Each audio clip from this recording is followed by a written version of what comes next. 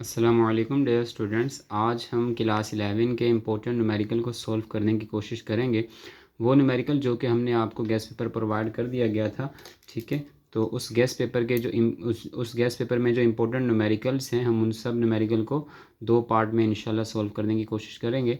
तो number one हमारे पास जो न्यूमेरिकल है, नंबर वन है, two vector A and B are such that magnitude of A vector is equal to 4 unit, magnitude of B vector is equal to 6 unit and A dot B is equal to 8 unit, ठीक है। हमसे कह रहे हैं find the angle between A and B, A और B के बीच में ए और बी के दरमियान एंगल फाइंड करें। नंबर टू क्या कह रहे हैं, फाइंड करें the magnitude of A minus B, A minus B का मैग्नीट्यूड फाइंड करें। तो देखिए हम इसे कैसे सॉल्व करते हैं।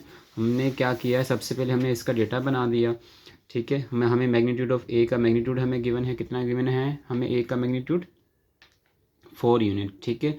बी का मैग्नीट्यूड हमें गिवन है 6 यूनिट, ए डॉट बी हमें गिवन है 8 यूनिट। हमसे कह रहे हैं थीटा फाइंड करें एंगल, और हमसे कह रहे हैं मैग्नीट्यूड फाइंड करें ए डॉट और ए माइनस बी का मैग्नीट्यूड फाइंड करें। तो हमने इसके लिए क्या यूज़ किया, हमने इसके लिए ये वाला फॉर्मूला यूज़ किया, cos theta is equal to A dot B upon magnitude of A magnitude of B, ठीक है। और सेकंड पार्ट के लिए ये वाला फॉर्मूला यूज़ करेंगे, ए माइनस बी का मैग्नीट्यूड किसके इक्वल है, मैग्नीट्यूड ऑफ ए का square minus 2 A dot B plus magnitude of B का स्क्वायर, ये इसका होल रूट है, ठीक है। अब हम क्या करेंगे, सबसे पहले हम ए पार्ट को सोल्व करते हैं। नंबर वन हमारे पास जो ए पार्ट है हमने उसमें वैल्यू पुट कर दी, कोस थीटा हमें गिवन है और cos theta is equal to A dot B हमें गिवन है 8 यूनिट, हमने ए डॉट बी 8 यूनिट है, तो हमने उसकी वैल्यू पुट कर दी 8 यूनिट, ठीक है।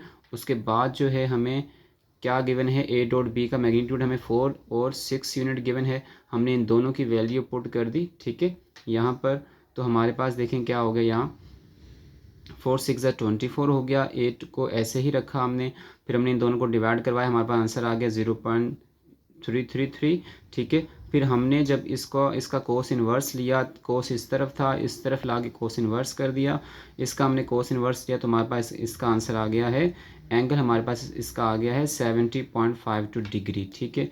अब हम इसका बी पार्ट सोल्व करेंगे। हमारे पास जो इसका बी पार्ट है वो हमसे कहा गया है कि ए माइनस बी के दरमियान इसका ए माइनस बी का मैग्नीट्यूड फाइंड करें, ठीक है। तो इसका मैग्नीट्यूड हम किस तरह फाइंड करेंगे, ए माइनस बी का इसका मैग्नीट्यूड के फॉर्मूले में हमने उसकी वैल्यू पुट कर दी, ठीक है।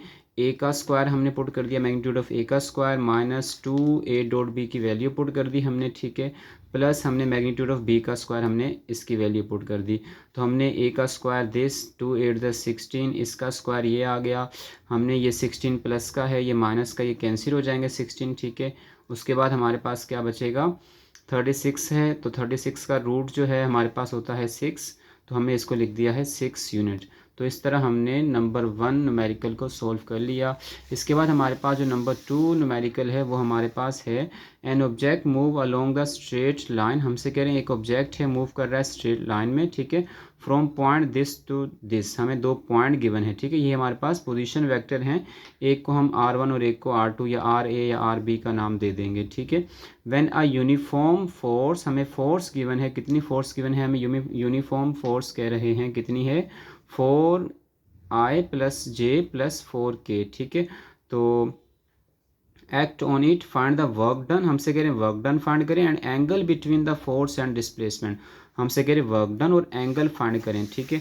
तो हम ये किस तरह फाइंड करेंगे, हमारे पास नंबर टू प्रॉब्लम है जो है वो ये है, देखिए हमने नंबर वन पॉइंट को R1 का नाम दे दिया, नंबर टू पॉइंट को R2 का नाम दे दिया, हमें फोर्स गिवन थी, फोर्स लिख दी, वर्क डन फाइंड करना है हमने, और एंगल हमने फाइंड करना है, ठीक हो गया। हमने इसके लिए जो इसके लिए फॉर्मूला यूज़ करेंगे वर्क डन के लिए, W is equal to F dot R है, और हम जो क्या कहते हैं, हम जो इसका थीटा निकालेंगे उसके लिए हम फॉर्मूला यूज़ करेंगे W is equal to F R cos theta. तो हमने कोस थीटा मतलब थीटा फाइंड करना है, तो थीटा हम इधर रखेंगे, ठीक है। तो कोस इन्वर्स इधर आके माइनस का हो जाएगा, एफ आर इधर क्या हो रहा है, मल्टीप्लाई इधर आके एफ आर डिवाइड हो जाएगा, W अपॉन एफ आर, और cos inverse W upon F R हमारे पास ये फॉर्मूला है जिससे हम इसका एंगल फाइंड करेंगे, ठीक है। इसके बाद हमने क्या किया, सबसे पहले हमने R1 हम R कैसे फाइंड करेंगे, हमने कहा R कैसे फाइंड करेंगे, R2 में से R1 को माइनस कर दें, ठीक है। हमने R1 R2 R1 के साथ I J K कैसे लिखा, देखिए हमारे पास जो फर्स्ट वैल्यू है हमारे पास R1 की, ठीक है, हम इसके साथ लिखेंगे I, ठीक है, ये हमारे पास J और ये हमारे पास K वेक्टर होगा, ठीक है। 3I 2j प्लस, ये प्लस का, ये भी प्लस का, ये माइनस लिखा तो हम इसके साथ माइनस लगा देंगे, ठीक है। तो इस तरह नीचे वाली वैल्यू को भी हमने लिख दिया, ठीक है। हमारे पास क्या हो गया 3i plus 2j minus 6k, ऐसे 14i plus 14j plus 9k, ठीक। इसके बाद हमने क्या किया, R2 में से माइनस कर दिया R1 को, ठीक है। हमारे पास R2 ये रही वैल्यू और R1 हमारे पास ये रही वैल्यू, हमने पहले इन वैल्यू को लिख दिया, फिर माइनस को हमने क्या करवा दिया, इससे माइनस करवा दिया R1 को R2 में से, ठीक है। तो 14i 13j 9k हमने ऐसे हमने क्या किया, अच्छा हमने यहाँ डायरेक्ट कर दिया, 14 में से 3i को माइनस करेंगे, माइनस हो जाएगा ये, ठीक है। तो हमारे पास 14 में से 3 माइनस कर दिया हमने, ठीक है। 14i माइनस 3i, फिर प्लस 13j और प्लस माइनस माइनस 2j, ठीक है। उसके बाद प्लस का 9k और माइनस माइनस प्लस का हो जाएगा 6k, ठीक हो गया। अब 14 में से 3 माइनस करें 11, 13 में से 2 माइनस करें 11, 9 प्लस 6 15k। तो इस तरह हम लोगों ने पोजीशन वेक्टर r फाइंड कर लिया। इसके बाद हम क्या फाइंड करेंगे, अब हमने क्या करना है, हमने वर्क डन फाइंड करना है। हमें वर्क डन फाइंड करने के लिए f डॉट r चाहिए था। r तो हमने r1 r2 से फाइंड कर लिया, ठीक है। अब हमें f हमें गिवन है, हम दोनों की वैल्यू पुट करके इसका डॉट प्रोडक्ट ले लेंगे। ये आई थिंक नज़र नहीं आ रहा था, ये दोबारा देख लें, ठीक है। हम वर्क डन किस तरह फाइंड करेंगे, हमें f तो यहाँ गिवन है, ठीक है। r हमने फाइंड कर दिया, ठीक है। r कैसे फाइंड किया, R2 में से R1 माइनस करके हमने r फाइंड कर लिया, ये ठीक हो गया। उसके बाद अब हम इन दोनों का डॉट प्रोडक्ट ले लेंगे। किस किस का डॉट प्रोडक्ट ले लेंगे, f और r का। हम देखिए इनका डॉट प्रोडक्ट किस तरह लेते हैं। हमने क्या किया, f की हमने यहाँ पर f की वैल्यू पुट कर दी, ठीक है। हमें f क्या गिवन है, हमें f गिवन है 4i plus j plus 4k, ठीक है। और हमने डॉट लिखा, फिर हमने r की वैल्यू पुट कर दी 11i plus 11j plus 15k। हमने क्या किया, हम जानते हैं डॉट प्रोडक्ट में हमारे पास क्या होता है, i डॉट i को i डॉट i 1 होता है, j डॉट j 1 होता है, k डॉट k 1 होता है, इसलिए हम i डॉट i वाले वेक्टर को मल्टीप्लाई करवाएंगे। बाकी जो वेक्टर हैं i डॉट j ये 0 होगा, j डॉट k 0 होगा, इसलिए हम उन वेक्टर्स को मल्टीप्लाई आपस में नहीं करवाएंगे, ठीक है। जो सेम वेक्टर हैं हम उनको आपस में सिर्फ मल्टीप्लाई करवा देंगे। तो हमारे पास हो गया 11 4 ज़ा 44 हो गया, i डॉट i 11 1 ज़ा 11 हो गया, j डॉट j 15 4 ज़ा 60 हो गया, k डॉट k। तो ये i डॉट i 1 होता है, इसलिए हमने इसकी जगह 1 नहीं लिखा, डायरेक्ट कर दिया, 44 आ गया। यहाँ भी j डॉट j 1 11 बच गया, k डॉट k 1 हमारे पास बच गया, यहाँ पर 60 बच गया। हमने इन सब को आपस में प्लस कर दिया, हमारे पास आंसर आ गया, वर्क डन आ गया है 115 जूल, हमारे पास वर्क डन आ गया है। इसके बाद हमने फाइंड करना है क्या चीज़, हमने थीटा फाइंड करना है। तो थीटा फाइंड करने के लिए हम क्या फाइंड करेंगे, थीटा फाइंड करने के लिए हमें जो है f और r का मैग्नीट्यूड फाइंड करना होगा, हाँ ठीक है। हमें f तो ये गिवन है क्वेश्चन में, r हमने मालूम किया है, ये रहा हमने r जो फाइंड किया है, ठीक है। इन दोनों का हम क्या फाइंड करते हैं, इन दोनों का मैग्नीट्यूड फाइंड करते हैं, ठीक है। हमने मैग्नीट्यूड फाइंड करने का फॉर्मूला क्या है, तीनों जो वेक्टर हैं यूनिट वेक्टर उनके जो x y z कंपोनेंट उनका स्क्वायर करके उसका रूट ले लें। तो हमने तीनों का स्क्वायर कर दिया। हम पहले f क्या है 4, नंबर 1 x कंपोनेंट 4, इसका स्क्वायर, इसका कोफिशिएंट 1, तो 1 का स्क्वायर 1 ही होता है, तो 4 का स्क्वायर हमने फिर कर दिया, 4 का स्क्वायर क्या होगा 16, तो फिर हमारे पास हो गया 16। तो हमने इन तीनों को प्लस कर दिया आपस में, 33 यूनिट हो गया। इसके बाद हमने हमारे पास क्या है, आर वेक्टर है, हम उसका मैग्नीट्यूड फाइंड करेंगे। उसका मैग्नीट्यूड हम किस तरह फाइंड करेंगे, हमने उसके जो हमें क्या कहते हैं एक्स वाई और जे के कोफिशिएंट थे, हमने उनका क्या कर दिया स्क्वायर कर दिया, ठीक है, एक्स वाई और जेड के, ठीक है। तो हमारे पास 11 का स्क्वायर 121, 11 का स्क्वायर 121, 15 का स्क्वायर 225, तीनों को प्लस किया तो हमारे पास आ चुका है आर का वेक्टर, जो आर है उसका मैग्नीट्यूड भी हमने फाइंड कर लिया, ठीक है।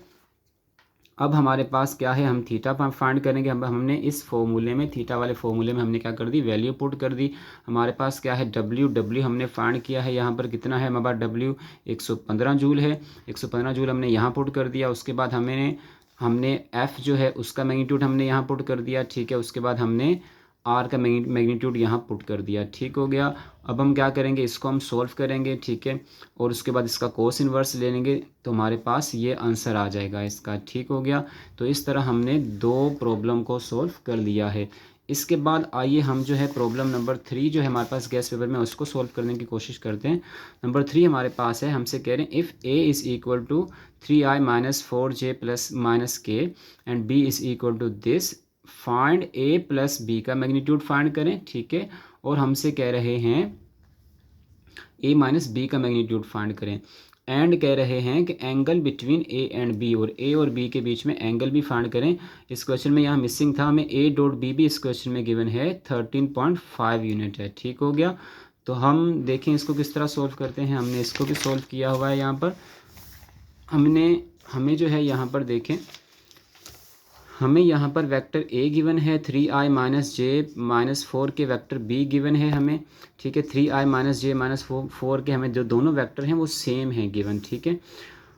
उसके बाद हमें ए डॉट बी गिवन है 13.5 यूनिट, हमें थीटा गिवन है, ए प्लस बी का मैग्नीट्यूड फाइंड करेंगे, ए माइनस बी का मैग्नीट्यूड फाइंड करेंगे, ठीक है। और हम क्या करेंगे इसके बाद, हम इसका क्या कहते हैं, इसका थीटा भी फाइंड करेंगे और ये दोनों का मैग्नीट्यूड भी फाइंड करेंगे। तो हम थीटा के लिए हमने अभी वही पीछे वाला फॉर्मूला लिखा जो हमने अभी यूज़ किया पीछे प्रीवियस क्वेश्चन में, ठीक है। वहाँ फ़र्क यही था कि क्या कहते हैं ए डॉट बी था और एफ यहाँ पे ए डॉट बी था, मैग्नीट्यूड था, ठीक है। यहाँ पे हमारे पास क्या था, यहाँ पे हमारे पास ए डॉट बी की जगह एफ आर था, यहाँ वर्क डन था, ठीक है। तो अब हम क्या करेंगे, हमने क्या किया, थीटा के लिए ये फॉर्मूला यूज़ करेंगे और हम ए प्लस माइनस मैग्नीट्यूड बी का हम जो है इस फॉर्मूले से मालूम करेंगे। अगर यहाँ प्लस होगा यहाँ प्लस लिख देंगे, या माइनस होगा तो यहाँ माइनस लिख देंगे, ठीक हो गया। तो हमने क्या किया, हमने सॉल्यूशन लिखा। हमने पहले ए का मैग्नीट्यूड फाइंड किया, क्योंकि हमें जो है वेक्टर ए बी की फॉर्म में हमें वेक्टर गिवन है, इनका मैग्नीट्यूड नहीं गिवन है। तो पहले हमने इन दोनों का मैग्नीट्यूड फाइंड करेंगे, क्योंकि हमें यहाँ पर थीटा निकालने के लिए हमें यहाँ पर इनके मैग्नीट्यूड की ज़रूरत है, ठीक है। तो हमने क्या किया, इन दोनों का मैग्नीट्यूड फाइंड किया। किस तरह मैग्नीट्यूड फाइंड किया, हमने x के कोफिशिएंट का स्क्वायर, y के z के कोफिशिएंट का स्क्वायर कर दिया। तो हमारे पास कितना होगा, 3 का स्क्वायर 9, 1 का स्क्वायर 1, 4 का स्क्वायर 16। तो ये प्लस किया, हमारे पास a का मैग्नीट्यूड ये आ गया, और हमारे पास b का जो मैग्नीट्यूड है वो भी हमारे पास यही है, क्योंकि दोनों की वैल्यू सेम थी। इसके बाद हमने क्या किया, हमने इन दोनों की वैल्यू पुट कर दी इस क्वेश्चन के और इस फॉर्मूले के अंदर। थीटा फाइंड करना है हमें ए डॉट बी हमें यहाँ गिवन है 13.5 यूनिट, ठीक है। हमने ए और बी के मैग्नीट्यूड की वैल्यू निकाली 26 यूनिट, इसको पुट किया। इसको आप सोल्व करेंगे, इसका कोस इन्वर्स लेंगे, इसका आपके पास ये आंसर आ जाएगा। नेक्स्ट हमारे पास क्या है, हमने ए प्लस बी का मैग्नीट्यूड फाइंड करना है। हम पीछे ऐसा ही क्वेश्चन कर चुके हैं, वैल्यू चेंज है ये। तो हमने यहाँ पर क्या किया, हमने ए का मैग्नीट्यूड हमने ए का मैग्नीट्यूड और बी के मैग्नीट्यूड का हमने यहाँ पर क्या कर दी, वैल्यू हमने यहाँ पर पुट कर दी, ठीक है। तो देखिए हमारे पास ये ए का मैग्नीट्यूड है 26 यूनिट, ये बी का मैग्नीट्यूड 26 यूनिट, और ये हमारे पास 2a डॉट बी 2 फॉर्मूले का है, और ए डॉट बी हमारे पास है 13.5 यूनिट हमें गिवन है, ठीक हो गया। तो आप इन सब को क्या करेंगे, इसका आप स्क्वायर, ये तो स्क्वायर से रूट कट जाएगा, ये भी स्क्वायर से रूट कट जाएगा। 26 प्लस 26 इसको प्लस करेंगे, फिर इसको इससे मल्टीप्लाई करवा के इन सबको प्लस कर देंगे आपस में। तो आपके पास आंसर आ जाएगा √79। ए प्लस बी का मैग्नीट्यूड आपके पास ये आ जाएगा। नेक्स्ट हमारे पास ए माइनस बी का मैग्नीट्यूड फाइंड करेंगे। उसमें हम सिर्फ क्या करेंगे, यही वैल्यू ऐसी लिखी जाएगी, सिर्फ यहाँ माइनस आ जाएगा। तो इन दोनों की वैल्यू को स्क्वायर से रूट ख़त्म करके हम क्या करेंगे, इन दोनों को प्लस करवा के इसको इससे मल्टीप्लाई करवा के ये इसमें से माइनस करवा देंगे। हमारे पास आंसर आ जाएगा √25 यूनिट। तो हम क्या करेंगे, रूट लेंगे इसका, तो हमारे पास आंसर आ जाएगा 5 यूनिट, ठीक है। तो इस तरह हमने क्या कर दिया, इस तरह हमने 3 प्रॉब्लम को सोल्व कर लिया। नंबर 4 हमारे पास जो प्रॉब्लम है वो हमारे पास है 2 bodies A and B are attached, ठीक है। तो इसको हम सोल्व करने की कोशिश करते हैं।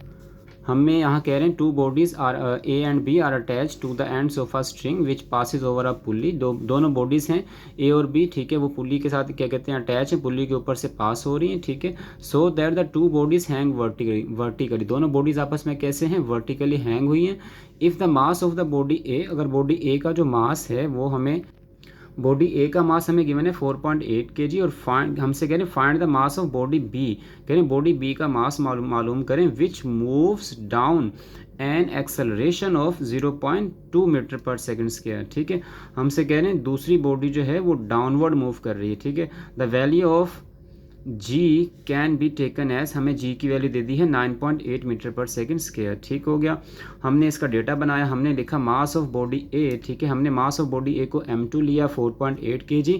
हालांकि हमें मास ऑफ बॉडी ए को m1 लेना चाहिए था, हमने m2 इसलिए लिया क्योंकि हमें यहाँ कहा गया है जो बॉडी बी है वो डाउनवर्ड मूव करेगी। तो बॉडी बी अगर डाउनवर्ड मूव करेगी तो उसका मास ज़्यादा होगा बॉडी ए से। ठीक है, इसलिए हमने बॉडी ए के मास को m2 ले लिया। ठीक है, क्योंकि ये 4.8 है, m1 हमारे पास 4.8 से ज़्यादा आएगा। ठीक हो गया। हमने फिर a लिख दिया, हमें 0.2 गिवन है, g लिख दिया, हमें ये भी गिवन है, m1 फाइंड करना है हमने। तो हमने क्या किया, हम यहाँ पर ये वाला फॉर्मूला यूज़ करेंगे। ठीक है, जब दोनों बॉडीज़ आपस में वर्टिकली हैंग कर रही हों तो हमारे पास ये वाला फॉर्मूला यूज़ करते हैं हम टेंशन इन अ स्ट्रिंग में। ठीक है, हमारे पास जो स्ट्रिंग के केस थे हमने उसमें क्या कहते हैं टेंशन और एक्सेलरेशन फाइंड की थी, उसमें हम ये वाला फॉर्मूला यूज़ करेंगे जब हमारे पास दोनों बॉडीज़ वर्टिकली हैंग कर रही हों। ठीक है, तो A is equal to m1 minus m2 m1 plus m2 into G. ठीक है, हमने A की वैल्यू पुट कर दी, G की वैल्यू पुट कर दी। ठीक है, और हमने m2 की वैल्यू यहाँ पुट कर दी। ठीक है, और m2 की वैल्यू यहाँ पुट कर दी। ठीक है, उसके बाद ये हमारे पास क्या है 9.8 है। ठीक है, और इन्होंने यहाँ भी लिख दिया, यहाँ भी लिख दिया, मतलब ये ए को जी को उठा के इस तरफ लेके आए। ठीक है, उसके बाद क्या किया है, इधर आके जी डिवाइड हो गया, इसकी वैल्यू पुट कर दी। ठीक है, तो अब हम क्या करेंगे, दोनों वैल्यू अपॉन में है, सेंटर में इक्वल का निशान है, क्रॉस मल्टीप्लाई कर देंगे, इसको इससे मल्टीप्लाई कर दें आप, तो हमारे पास क्या हो जाए, हमारे पास ये हो जाएगा 0.2 m1 प्लस 4.8 9.8 m1 माइनस 4.8। ठीक है, तो 0.2 m1। ठीक है, 0.2 को 4.8 से मल्टीप्लाई करें आपके पास आंसर आएगा 0.96। 9.8 m1 9.8 को इससे मल्टीप्लाई करें आपके पास आंसर आएगा 47.04। ठीक है, हमने क्या करेंगे, कांस्टेंट टर्म को कांस्टेंट टर्म की तरफ ले जाएंगे, जिसके साथ वेरिएबल है उसको उसके साथ कर देंगे।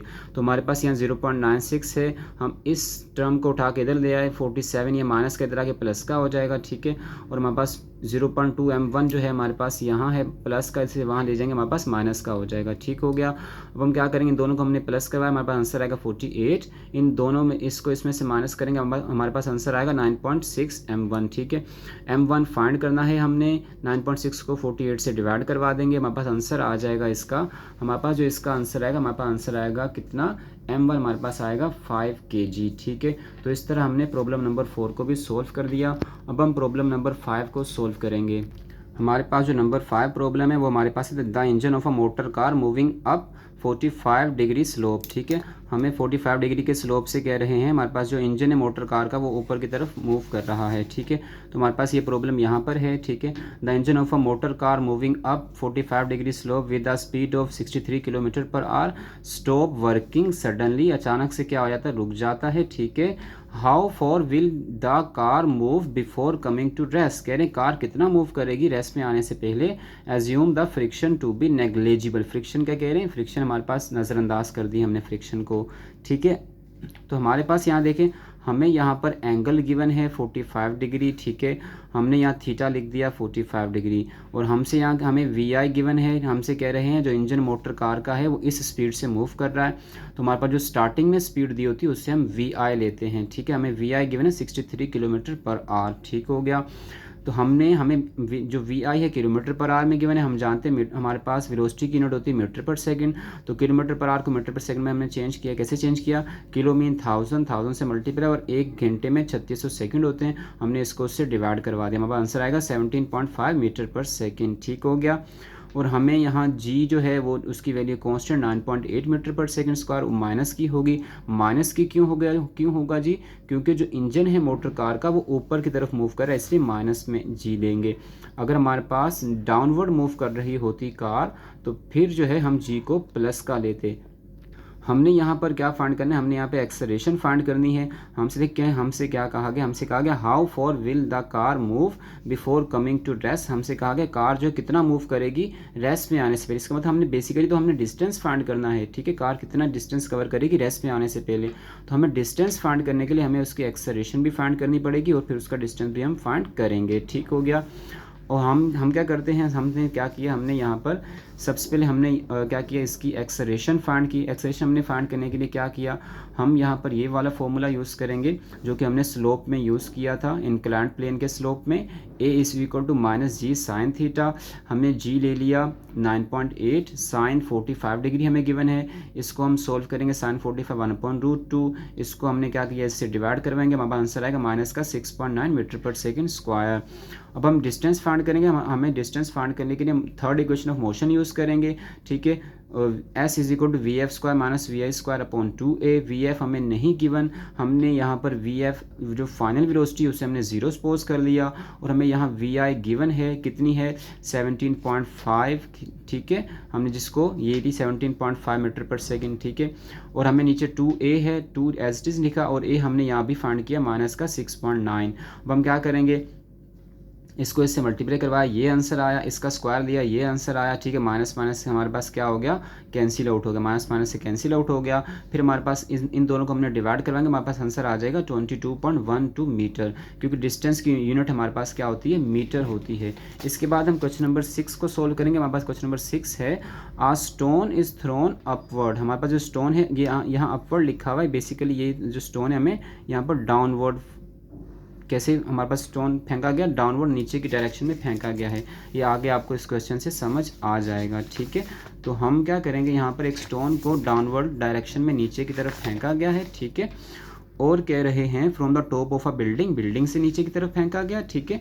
किस एंगल से फेंका गया, उसका एंगल हमें गिवन है 30 degree to the horizontal, horizontally फेंका गया है। And with the initial velocity, उसकी इनिशियल स्पीड दे दी हमें 20 मीटर पर सेकेंड, ठीक है। हमें देखें, हम यहाँ साथ साथ इसका डेटा भी बनाते जा रहे हैं। हमें थीटा इसका गिवन है 30 डिग्री, हमें इनिशियल स्पीड दे दी 20 मीटर पर सेकेंड। इसके बाद हमसे कह रहे हैं if the height of a building is 45 metre, हमें उसकी हाइट 45 मीटर गिवन है। हमने देखें यहाँ हाइट भी लिख दिया। और फिर हमसे कह रहे हैं, इसमें 3 चीज़ें हमने फाइंड करनी है। Calculate the total time the stone in flight, हमारे पास टोटल टाइम मालूम करें कि जिसमें जो हमारा स्टोन है वो हमारे पास जिसमें हवा में रहेगा, ठीक है। नंबर 2 क्या फाइंड करना है, what is the speed of the stone just before it strike the ground, speed मालूम करनी है, ठीक है, ज़मीन से टकराने से पहले पहले की, ठीक है। मीन वी एफ फाइंड करेंगे हम। तो where does the stone strike the ground, stone जो है ज़मीन पर आके किस पॉइंट से टकराएगा, वो हमारा एक्स एक्सिस का पॉइंट होगा, क्योंकि ज़मीन हमारा एक्स एक्सिस होती है, इसलिए हम ये तीनों चीज़ें हम फाइंड करेंगे। तो हमने सबसे पहले क्या लिखा, हमने ये एच तक तो बता दिया था। टोटल टाइम मालूम करना है, जिसको हम टी डैश से डिनोट करते हैं। वी एफ फाइंड करना है हमने। उसके बाद हमने क्या करना है, एक्स फाइंड करना है, ठीक है, कि जो ज़मीन पर आके किस पॉइंट पे आके हमारा जो क्या कहते हैं पार्टिकल है या जो ऑब्जेक्ट है वो टकराएगा, ठीक है। तो हमें जी हमारे पास गिवन है 9.8 मीटर पर सेकेंड स्क्वायर, क्योंकि हमारे पास जी प्लस में है, क्योंकि बॉडी जो है डाउनवर्ड मूव कर रही है, ठीक हो गया। तो हम इसके लिए टाइम, पहले हम सबसे पहले टाइम फाइंड करेंगे इसका। हमारे पास ये फॉर्मूला लिखा हुआ है, हम टी फाइंड करेंगे। टी का फॉर्मूला हमारे पास है प्रोजेक्टाइल के लिए V naught sine theta upon G, ठीक हो गया। और हमने टोटल टाइम कहा गया है फाइंड करने, तो टोटल टाइम किस तरह फाइंड करेंगे हम, टी डैश हमारा बराबर होगा 2t के, क्योंकि जितना टाइम बॉडी जाने में लगाएगी उतना टाइम बॉडी वापस आने में लगाएगी, तो हमारे पास वो 2t टोटल टाइम हो जाएगा, क्योंकि हमने ये डेरिवेशन प्रोजेक्टाइल की डेरिवेशन हमने ये डेरिवेशन की हुई है टोटल टाइम ऑफ फ्लाइट की, ठीक है। आप उसमें भी देख सकते हैं ये डेरिवेशन हमारे पास यही फॉर्मूला है। फिर हम वी एफ फाइंड करेंगे। वी एफ कैसे फाइंड करेंगे, थर्ड इक्वेशन ऑफ मोशन से करेंगे। V F square is equal to 2gh plus V I square. V I की जगह हमने यहाँ पर क्या लिखा है, जैसे हमने यहाँ वी नोड लिखा है तो हमने यहाँ वी नोड लिखा हुआ है, ठीक है। फिर हम एक्स फाइंड करेंगे। हम एक्स किस तरह फाइंड करेंगे, हम एक्स फाइंड करेंगे किस तरह, V naught X multiply by T से फाइंड कर लेंगे हम इसका एक्स। मतलब x क्या है हमारे पास कि वो जो है बॉडी ज़मीन पर हॉरिजॉन्टल पर आकर किस पॉइंट पर टकराएगी, हमने वो x हम फाइंड करेंगे, ठीक हो गया। तो सबसे पहले हम t फाइंड करते हैं। हमने t किस तरह फाइंड करेंगे, हमने t के लिए फॉर्मूले में वैल्यू पुट कर दी। हमारे पास फॉर्मूला क्या है, V naught sine theta upon G, ठीक हो गया। तो वी नोट हमें क्या गिवन है, वी नोट हमें 20 गिवन है, हमने उसकी वैल्यू पुट कर दी 20, ठीक है। और हमारे पास क्या है, साइन 30 है, हमें थीटा 30 डिग्री गिवन है, हमने उसकी वैल्यू पुट कर दी, ठीक हो गया। उसके बाद हमें जी जो है हमारे पास 9.8 है। इसको हम सोल्व करेंगे, हमारे पास आंसर आएगा टाइम का 1.020 सेकेंड। इसके बाद हमने टोटल टाइम फाइंड करना है, क्योंकि हम जानते हैं टोटल टाइम हमारा किसके बराबर है, टोटल टाइम हमारा बराबर है T dash is equal to 2t के इक्वल है। तो हमने क्या किया, हमने इसको सिर्फ और सिर्फ 2 से मल्टीप्लाई करवा दिया, क्योंकि हम टी फाइंड कर चुके थे, इसको हमने 2 से मल्टीप्लाई करवा दिया। तो हमारे पास टोटल टाइम आ चुका है 2.040 सेकेंड। इसके बाद हम क्या फाइंड करेंगे, अब हम फाइंड करेंगे वेलोसिटी फाइंड करेंगे। वेलोसिटी का हमारे पास फॉर्मूला है हमारे पास वेलोसिटी का फॉर्मूला क्या, 2gh, देखिए हमने यहाँ लिखा हुआ है 2gh plus we naught square, ठीक हो गया। तो 2 हमने लिखा, gh की वैल्यू पुट कर दी, ये देखिए हमने क्या किया, 2 लिख दिया, g लिखा और h की वैल्यू 45 पुट कर दी, प्लस हमारे पास वी नोट 20 उसकी वैल्यू पुट कर दी। इन सबको मल्टीप्लाई करवा के 20 प्लस के हमारे पास आंसर आ जाएगा 902। हम दोनों तरफ स्क्वायर रूट ले लेंगे, इसका रूट लेंगे 30.033 आ जाएगा, ये स्क्वायर से रूट कट जाएगा। तो इस तरह हमारे पास जो इसकी वेलोसिटी है, फाइनल वेलोसिटी हमारे पास वो आ जाएगी 30.033 मीटर पर सेकेंड। इसके बाद हमने एक्स एक्सिस पे जिस जगह पर आके वो हमारी जो बॉडी है टकराएगी, ठीक है, बॉल जो भी है वो आके वहाँ टकराएगा, तो हम उसका वो हॉरिजॉन्टल पे आकर टकराएगा, वो हम फाइंड करेंगे, ठीक है, कि किस जगह पर आकर टकराएगी, वो हम इस फॉर्मूले से फाइंड करेंगे। x is equal to V naught cos theta multiply by T. तो हमारे पास वी नोट किसके इक्वल है, हमारे पास यहाँ वी नोट एक्स था, हमने यहाँ लिखा था V naught X is equal to V naught X cos T, V naught X multiply by T. V naught X हमारा बराबर होता है वी नोट कोस थीटा के, ठीक है। हम पहले वी नोट एक्स फाइंड करेंगे, हमने वी नोट एक्स कैसे निकाला, वी नोट हमें 20 गिवन है, 20 को कोस थीटा से हमने मल्टीप्लाई करवा देंगे, ठीक है। पहले हमने कोस थीटा निकाला, कोस 30 डिग्री निकाला, कितना 0.866 हमने निकाल लिया। फिर हमने इस फॉर्मूले में वैल्यू पुट कर दी, वी नोट 20 कोस ये आ गया 30 मल्टीप्लाई बाय टी। इन तीनों को मल्टीप्लाई करवाएंगे तो हमारे पास आंसर आ जाएगा 17.666 मीटर। तो उम्मीद करते हैं आपको ये जो हमने 6 के 6 क्वेश्चन किए समझ आ गए होंगे।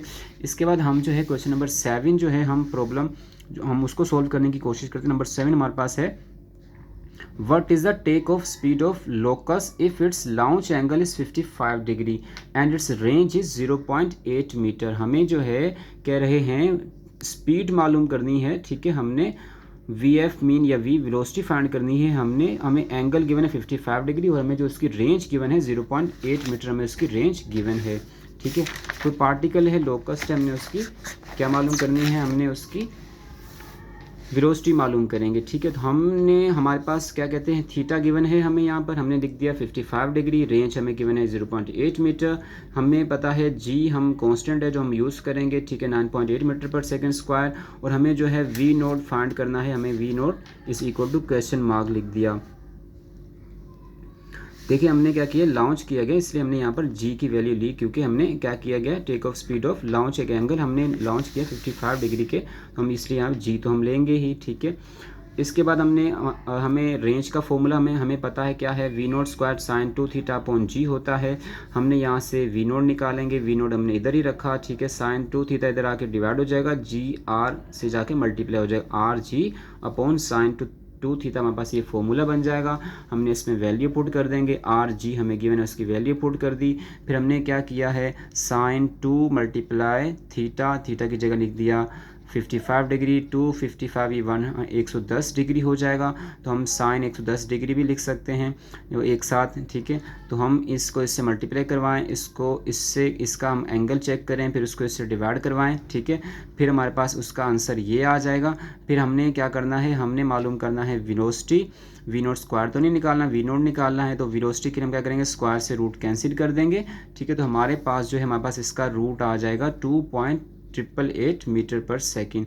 तो उम्मीद करते हैं आपको इसका क्वेश्चन नंबर 7 भी समझ आ गया होगा। इसके बाद हमारे पास जो है क्या कहते हैं प्रॉब्लम नंबर हमारे पास 8 है, compute the gravitational acceleration at the surface of the planet Jupiter, ठीक है। हम इस क्वेश्चन को सॉल्व करने की कोशिश करते हैं। तो हमारे पास ये क्वेश्चन यहाँ लिखा है, देखें, compute the gravitational acceleration at the surface of the planet Jupiter which has a diameter as 11 times are compare with that of the earth, ठीक है। हमारे पास जो उसका डायामीटर है, ठीक है, जुपिटर का, वो 11 टाइम है अर्थ के डायामीटर के, ठीक है। और एंड आ मास जो है उसका 318 टाइम है मास ऑफ अर्थ के बराबर। तो हमने देखिए इसका डेटा बनाया, हमने डेटा कैसे बनाया, हमें डायमीटर गिवन है जुपिटर का क्या है 11 time of diameter of earth के, ठीक है। अगर हमारे पास डायमीटर जो है उसका 11 टाइम हमें पता है, हमारे पास जो रेडियस होता है वो उसका हाफ होता है, हमारे पास डायमीटर के हाफ होता है रेडियस, ठीक है। हमारे पास जो डायमीटर होता है वो हमारे पास क्या होता है, डायमीटर हमारे पास बराबर होता है, ये पूरा डिस्टेंस होता है डायमीटर, और रेडियस हमारे पास क्या होगा, यहाँ से हाफ डिस्टेंस होगा। इसका मतलब हमारे पास डी के अंदर हमारे पास 2 आर आते हैं, 2 रेडियस होते हैं एक डायमीटर के अंदर। तो हमने क्या किया, हमने आर फाइंड करना है, रेडियस फाइंड करना है हमें फॉर्मूले के लिए। तो हम क्या करेंगे, हम डायमीटर को 2 से डिवाइड करवा देंगे। तो हमने यहाँ पर क्या किया, हमने 11 को 2 से डिवाइड करवाया, हमारे पास आंसर आया 5.5। इसका मतलब हमारे पास जो रेडियस ऑफ जुपिटर है वो हमारे पास क्या आया है, 5.5 आएगा रेडियस ऑफ अर्थ के, ठीक है। और हमें मास ऑफ जुपिटर तो गिवन है 318 टाइम्स मास ऑफ अर्थ, ठीक है। हमसे कह रहे हैं क्या फाइंड करें, हमसे कह रहे हैं ग्रेविटेशनल एक्सेलरेशन फाइंड करें एट जुपिटर के ऊपर, ग्रेविटी की वैल्यू हमने फाइंड करनी है, ठीक हो गया। तो हम क्या करेंगे, हमने यहाँ पर ये फॉर्मूला यूज़ किया, हमारे पास फॉर्मूला कौन सा है, ग्रेविटी की वैल्यू अगर हमने अर्थ पर फाइंड करनी है उसका हमारे पास फॉर्मूला है GME/RE², ठीक है। उसके बाद हमने अगर ग्रेविटी की वैल्यू जुपिटर पे फाइंड करनी हो तो सिर्फ E की जगह जे लगा देंगे जुपिटर का, और ME की जगह भी जे लगा देंगे, RE की जगह भी जे लगा देंगे हम, ठीक हो गया। बाकी हमारे पास फॉर्मूला वैसे ही रह जाएगा, ठीक है। अब हम इसमें वैल्यू पुट कर देंगे। हमने क्या किया, हमने जी की वैल्यू पुट की, जी की वैल्यू कांस्टेंट है, ठीक है। कैपिटल जी की वैल्यू 6.67 एक्सपोनेंट -11, ठीक है।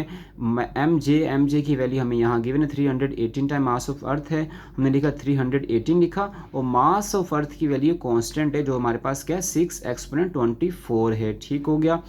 इसके बाद हमारे पास क्या है, हमें नीचे क्या अपॉन में क्या लिखा है, आर जे हमारे पास क्या है, आर जे हमारे पास है 5.5 रेडियस ऑफ अर्थ, तो 5.5 लिखा हमने, और रेडियस ऑफ अर्थ की वैल्यू हमारे पास कांस्टेंट है 6.38 एक्सपोनेंट 6, ठीक है। यहाँ 3 वैल्यू कांस्टेंट है, तीनों याद रख लें आप लोग। नंबर 1 कैपिटल जी की वैल्यू ये constant, number 2 mass of earth constant, number 3 radius of earth constant, ठीक है। अब हमने क्या करा, हमने इन तीनों को मल्टीप्लाई किया, ऊपर और नीचे इनको मल्टीप्लाई किया, इसका स्क्वायर लिया, फिर हमने इन दोनों को डिवाइड किया। तो हमारे पास जो ग्रेविटी की वैल्यू जुपिटर पे आ जाएगी वो हमारे पास आएगी 103.35 मीटर पर सेकंड स्क्वायर। तो उम्मीद करते हैं आपको ये क्वेश्चन भी समझ आया होगा। इसके बाद जो है हम क्वेश्चन नंबर 9 को सोल्व करेंगे। प्रॉब्लम नंबर 9 हमारे पास क्या है, प्रॉब्लम नंबर 9 हमारे पास the radius of the moon is 27% of the earth radius, ठीक है। तो ये भी हमारे पास यहाँ क्वेश्चन मौजूद है, इसको हम सोल्व करते हैं। हमारे पास है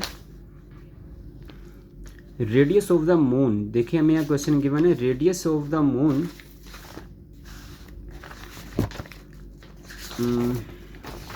रेडियस ऑफ द मून जो है 27% है हमारे पास अर्थ के रेडियस के, ठीक है। जिस तरह ये क्वेश्चन था वैसे ही ये इससे मिलता जुलता क्वेश्चन है, ठीक है। एंड इट्स मास जो है वो हमारे पास है 1.2% ऑफ द अर्थ मास के, ठीक है। अब रेडियस जो है हमारे पास क्या कहते हैं 27% है, मून का रेडियस 27% अर्थ के रेडियस के, जो उसका मास है 1.2% अर्थ के मास के, ठीक है। हमसे कह रहे हैं find the acceleration due to gravity, gravity की वैल्यू फाइंड करें किसके ऊपर, मून पर, ठीक है। How much will a 424 newton body weight there, हमसे कह रहे हैं 424 न्यूटन की बॉडी है, उसका वेट मून पर क्या होगा, ठीक है। हमने ये वेट इसकी वैल्यू मून पर फाइंड करनी, ये जो वैल्यू हमारे पास हमें गिवन है ये अर्थ पर गिवन है। हमने देखिए हम इसका डेटा बनाएंगे, सबसे पहले हमने इसका डेटा बनाया, हमें रेडियस ऑफ मून गिवन है कितना है 27%, हमने परसेंटेज को ख़त्म किया 100 से इसे डिवाइड किया, हमारा आंसर आएगा 0.27 रेडियस ऑफ अर्थ, ठीक है। फिर हमने क्या किया, ये RE है यहाँ पर, ठीक है। इसके बाद हम मास ऑफ मून हमें क्या गिवन है 1.2% मास ऑफ अर्थ, ये हमारे पास क्या मास ऑफ अर्थ के बराबर यहाँ ME आएगा, ठीक है। फिर यहाँ इक्वल आएगा ME, फिर यहाँ इक्वल आएगा, ठीक है। तो हमें यहाँ क्या गिवन है, मास ऑफ अर्थ 1.2% ME, ठीक है। और हमें मास ऑफ मून जो है अब हमारे पास क्या हो जाए, जो मास ऑफ मून है वो 1.2% मास ऑफ अर्थ के बराबर है। हमने इसको भी क्या किया 100 से डिवाइड करवा दिया, हमारे पास जो मास ऑफ मून आ गया है 0.012 ME के बराबर आ गया।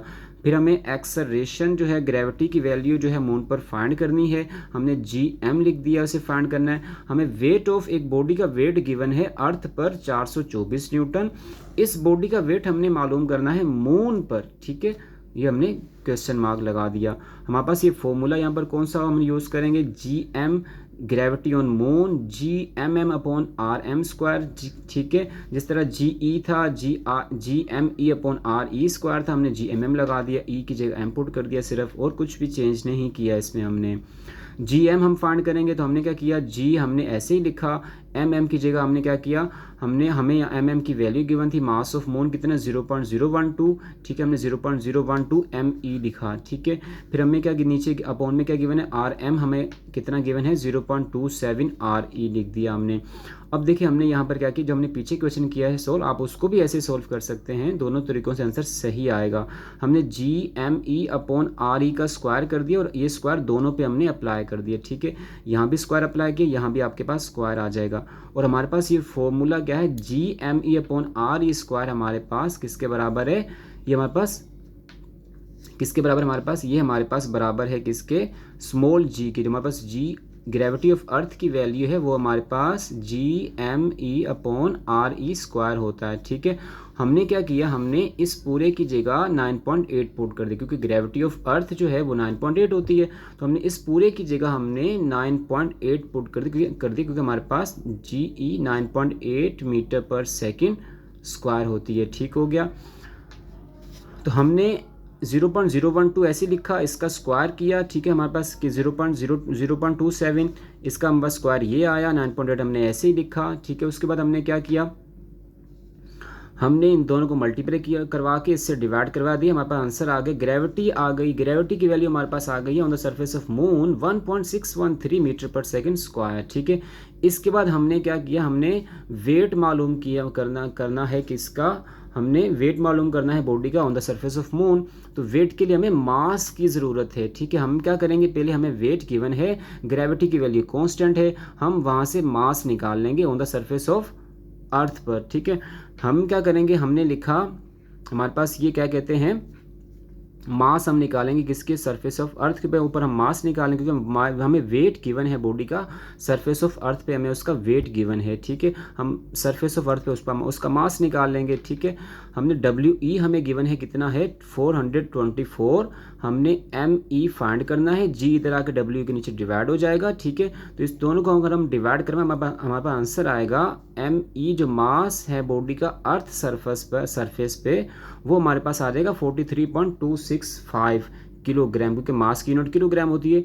एक बात याद रखिएगा यहाँ पर कि जो मास है किसी भी बॉडी का वो क्या कहते हैं, हर जगह पर एवरीवेयर मास कांस्टेंट रहता है, ठीक है। लेकिन जो बॉडी का वेट है वो प्लेस टू प्लेस डिफरेंट होता है, ठीक है। इसलिए हम जो है यही मास वहाँ यूज़ करेंगे on the surface of moon पर। तो हमने यहाँ पर क्या किया, देखिए हमने वेट हमने निकालना है on the surface of moon, तो वेट का फॉर्मूला W = mg। तो हमने यहाँ वेट ऑन द मून है, स्मॉल m लिखा मून के लिए, या हमने Gm लिख दिया, ग्रेविटी ऑफ मून, ठीक है। तो हमने m लिखा, हमारे पास m की वैल्यू 43 आई, देखिए हमारे पास m की वैल्यू कितनी आई है 43 आई है, ठीक है। मास हमारे पास बॉडी का 43 kg आया है, तो हमने इसकी वैल्यू यहाँ पुट की। हमारे पास जो ग्रेविटी की वैल्यू आई है on the surface of moon वो हमारे पास 69.7 है, ठीक है। सॉरी, ग्रेविटी की वैल्यू हमारे पास कितनी 1.613 है, तो ये हमने ग्रेविटी की वैल्यू लिखी। फिर हमने इन दोनों को मल्टीप्लाई किया तो हमारे पास आंसर आ गया इसका, ग्रेविटी हमारे पास वेट आ गया है on the surface of moon, कितना आया है 69.7 न्यूटन, क्योंकि हम जानते हैं वेट की यूनिट हमारे पास क्या होती है, न्यूटन होती है। तो उम्मीद करते हैं आपको ये क्वेश्चन नंबर जो 9 था वो भी समझ आ गया होगा। इसके बाद जो हमारे पास क्वेश्चन नंबर 10 है, हमारे पास जो प्रॉब्लम नंबर 10 है हम उसको सोल्व करेंगे। तो आप इस चीज़ को ज़रा देख लें, हमारे पास जो प्रॉब्लम नंबर 10 है वो हमारे पास बिल्कुल सेम एज इट इज़, जैसे हमारे पास प्रॉब्लम नंबर 1 थी बिल्कुल हमारे पास वैसे ही है। तो ये हम आपको कहते हैं, कर लीजिएगा आप, ठीक है। तो अब हम आपको थोड़ा बता देते हैं ये किस तरह है। प्रॉब्लम नंबर 1 है, ये 3 की तरह है जी, प्रॉब्लम नंबर 2 की तरह है हमारे पास ये जो प्रॉब्लम है, ठीक है। हमें सिर्फ यहाँ पे कह रहे हैं वर्क डन फाइंड करें। देखिए हमारे पास प्रॉब्लम नंबर 10 कह रहे हैं कैलकुलेट द वर्क डन हमने मालूम करें, जिस तरह हमने प्रॉब्लम नंबर 2 में हमने वर्क डन फाइंड किया था। देखिए हमने यहाँ पे 2 पॉइंट गिवन थे R1 R2, ठीक हो गया। हमने यहाँ भी वर्क डन फाइंड करना है, हमें यहाँ पे फोर्स गिवन है, देखिए यहाँ पर भी हमें फोर्स गिवन थी, यहाँ हमें फोर्स 3I + 4J + 5 की गिवन है, यहाँ वैल्यू चेंज है, बिल्कुल वही वैसा ही क्वेश्चन है, वैल्यू चेंज है। और उसके बाद हमसे कह रहे हैं in displacing a body from position, हमारे पास बॉडी है उसकी पोजीशन डिस्प्लेस हो रही है position A along a straight line, straight path. The position vector A and B, हमें पोजीशन वेक्टर बॉडी के गिवन है। आर ए हमें गिवन है 2i + 5j - 2 के, ठीक है। एंड हमें जो आर बी है, देखिए आर बी लिखा नज़र आ रहा होगा, आर बी हमें गिवन है 7i + 3j - 5k। हमने आपको गैस पेपर तो वैसे प्रोवाइड किए थे, आप उसमें से भी क्वेश्चन देख सकते हैं, ठीक है। तो ये जो क्वेश्चन हमें आर ए आर बी हमें गिवन, जिस तरह हमने यहाँ पे आर ए आर बी जो है हमने यहाँ R1 R2 का नाम दिया था इसको, हमारे पास यहाँ R A R B given है। तो हम यहाँ आर कैसे फाइंड करेंगे, हम आर मालूम कर लेंगे, बी में से आर बी में से आर ए माइनस कर देंगे, हमारे पास आर आ जाएगा। फिर हम आर का डॉट प्रोडक्ट ले लेंगे एफ के साथ, हमारे पास डब्ल्यू आ जाएगा इसका। तो हमारे पास जो प्रॉब्लम नंबर 10 है वो हमारे पास same as it is problem number 2 की तरह है, ठीक है। तो उम्मीद करते हैं आप प्रॉब्लम नंबर 10 जो है उसे सॉल्व कर देंगे। इसके बाद हमारे पास जो प्रॉब्लम नंबर 11 है, हम प्रॉब्लम नंबर 11 को सॉल्व करने की कोशिश करते हैं। नंबर प्रॉब्लम जो 11 है वो हमारे पास है, a pump is needed to lift water through a height of 2.5 metre. तो देखिए हमारे पास यहाँ पर है, a pump is needed to lift water through a height, ये ट्रू लिखा हुआ है, थ्रू है, ठीक है, through a height, THROUGH, through, ठीक है, through a height of 2.5 metre. Height कितनी है, 2.5 मीटर दे दी हमें। एट द रेट ऑफ 500 ग्राम, हमें रेट कितना दिया हुआ है, 500 गिवन है, ठीक है, 500 ग्राम पर मिनट, ठीक है, 500 ग्राम पर मिनट में। What must be the minimum horse power, हमने मिनिमम हॉर्स पावर हमने इसकी मालूम करनी है। हमसे कह रहे हैं, हमारे पास एक पंप है, मोटर है हमारे पास, ठीक है, वो क्या कर रही है, पानी को लिफ्ट करके 2.5 मीटर की हाइट से पानी को उठा के ऊपर लेके जाती है, ठीक है। वो मोटर क्या करती है, 1 मिनट में 500 ग्राम पानी जो है वो क्या करती है, उठा लेती है, ठीक है। हमने उस मोटर की हॉर्स पावर मालूम करनी है, ठीक है। हमें देखिए डेटा में क्या गिवन है, हमें हाइट गिवन है 2.5 metre, rate of lifting water हमें गिवन है 500 gram per minute, horse power हमने फाइंड करनी है। तो हम यहाँ पर बेसिकली किसी ऑब्जेक्ट को, मतलब पानी को उठा के हम ऊपर की तरफ लेके जा रहे हैं, ठीक है। तो हमारे पास जो फॉर्मूला लगेगा, पोटेंशियल एनर्जी का फॉर्मूला लगेगा, P.E इज इक्वल टू होगा mgh के बराबर, ठीक है। तो हम क्या करेंगे, सबसे पहले हम क्या करेंगे, हम यहाँ से मास फाइंड करेंगे। हमें यहाँ पर 500 ग्राम पर मिनट गिवन है। अगर हम क्या करें, 1 मिनट में 60 सेकंड होते हैं, अगर हम इसको 60 से मल्टीप्लाई करवाएं तो हमारे पास ये जो है मास जो है, हमारे पास मास आ जाएगा, ठीक है, हमारी बॉडी का मास आ जाएगा, ठीक है, जो कि हमारे पास सेकंड में आ जाएगा, 1 सेकंड में, ठीक है। तो उसके बाद हम इसे क्या करेंगे, ग्राम को किलोग्राम में चेंज करवा देंगे, तो हमारे पास बॉडी का मास किलोग्राम में आ जाएगा। देखिए हम इसके लिए क्या करते हैं, हमने सबसे पहले क्या किया, हमने 500 को 60 से डिवाइड करवाया। इससे क्या हुआ, हमारे पास जो मास है वो हमारे पास आ चुका है ग्राम पर सेकंड में आ गया। फिर हमने क्या किया, हमने इसी मास को, हमने इस जो आंसर आया हमने इसको डिवाइड करवाया 1000 से, क्योंकि हमें पता है अगर हम ग्राम को किलोग्राम में चेंज करना हो तो हम 1000 से डिवाइड करवाते हैं। हमने 1000 से क्या किया, इसे डिवाइड करवा दिया, ठीक है। तो हमारे पास इसका आंसर आ गया है 0.0083 kg, ठीक है।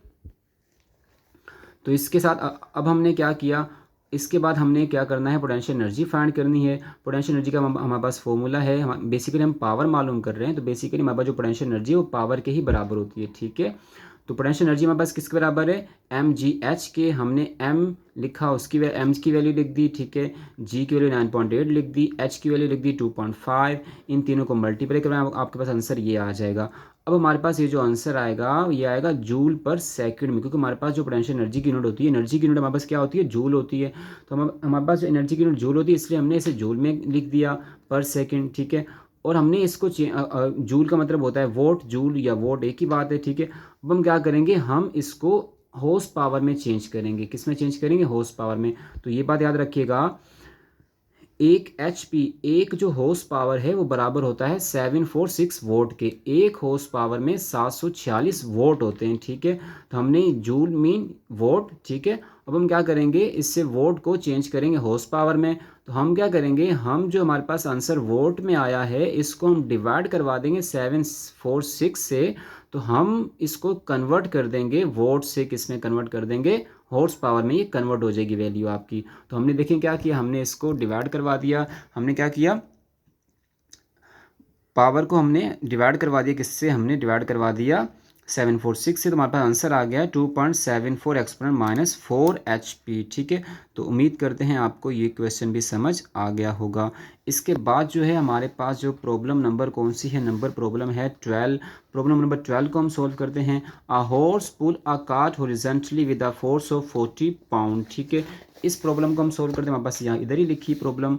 देखिए हमारे पास क्या है, अ हॉर्स है pull a cart horizontally with a force of 40 pound. एक हॉर्स है, ठीक है, वो क्या कर रहा है, एक कार्ट है, कार्टन है समझ रहे, उसको पुल कर रहा है, 40 न्यूटन की फोर्स, 40 पाउंड की फोर्स उस पर लगा रहा है। ठीक है, ये जो पाउंड है हमारे पास क्या है, FPS सिस्टम में फोर्स की यूनिट होती है। ठीक है, एंगल जो है वो किस एंगल से उसको खींच रहा है कार्ट को, वो है 30 डिग्री के एंगल से खींच रहा है हॉरिजॉन्टली, और मूव करवा रहा है अलोंग अलोंग। ठीक है, फिर हमें स्पीड गिवन है, जिस स्पीड से वो खींच रहा है वो स्पीड हमारे पास क्या है, 6 माइल पर आवर। ठीक है, हमें माइल पर आवर में स्पीड गिवन है। हमसे कह रहे हैं क्या फाइंड करें, how much work does the horse do, horse कितना काम करेगा इन 10 मिनट्स में। बी कह रहे हैं फाइंड करें what is the power output of the horse, कह रहे हैं उसकी हॉर्स पावर क्या होगी।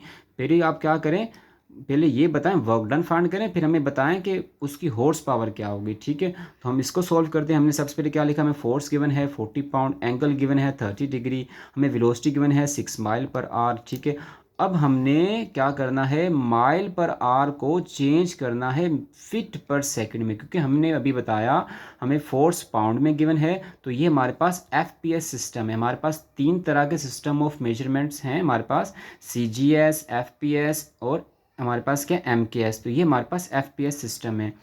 इसलिए हम क्या करेंगे, माइल पर आवर को चेंज करेंगे फिट पर सेकंड में। तो हम किस तरह चेंज करेंगे, हम क्या करेंगे, 6 को सिर्फ आपने मल्टीप्लाई करवा देना है 1.467 से।